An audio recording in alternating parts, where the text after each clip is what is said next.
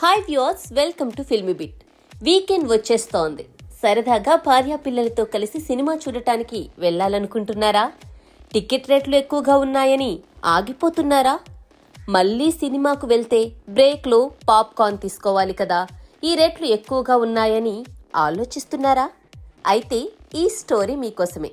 Skip చేయకుండా మొత్తం end వరకు చూసేయండి. అవును, 56వ జీఎస్టీ మండలి సమావేశంలో కీలక నిర్ణయాలు తీసుకుంది కేంద్ర ప్రభుత్వం.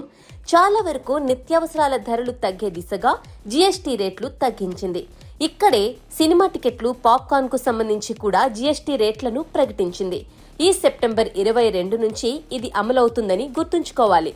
100 రూపాయలలోపు సినిమా టికెట్ ధరలు భారీగా తగ్గనున్నాయి.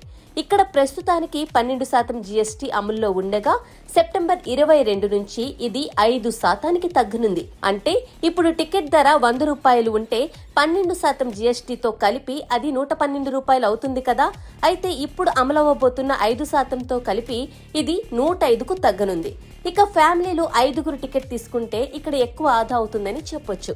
చాలా వరకు సింగిల్ స్క్రీన్ థియేటర్లు, చిన్న చిన్న పట్టణాల్లో థియేటర్లలో ధరలు ఈ స్థాయిలో ఉంటాయి కాబట్టి ఇక్కడ ఈ సినిమా హాళ్లకు నేరుగా ప్రయోజనం చేకూరే దిశగా నిర్ణయం తీసుకుంది కేంద్ర ప్రభుత్వం.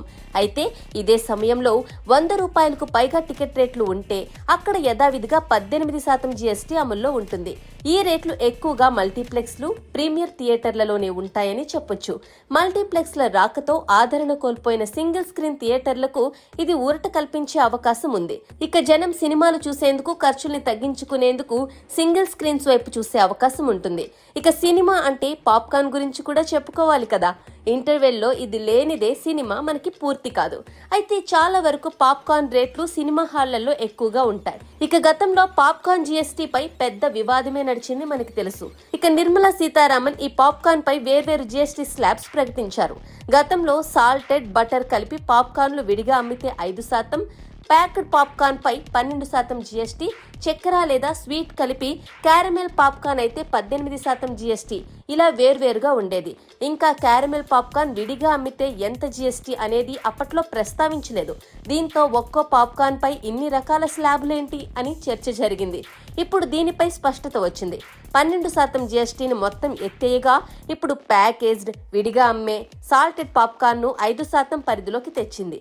ఇక క్యారమెల్ పాప్కార్న్ 18% జీఎస్టీ పరిధిలోకి వచ్చింది. ఇక్కడ లూజ్, ప్యాక్డ్ తేడా ఏం ఉండదు. షుగర్ కలిపారా లేదా అనేదే వర్తిస్తుంది. ఇక్కడ 12% జీఎస్టీ తగ్గడం ఊరట కలిగించే అంశం.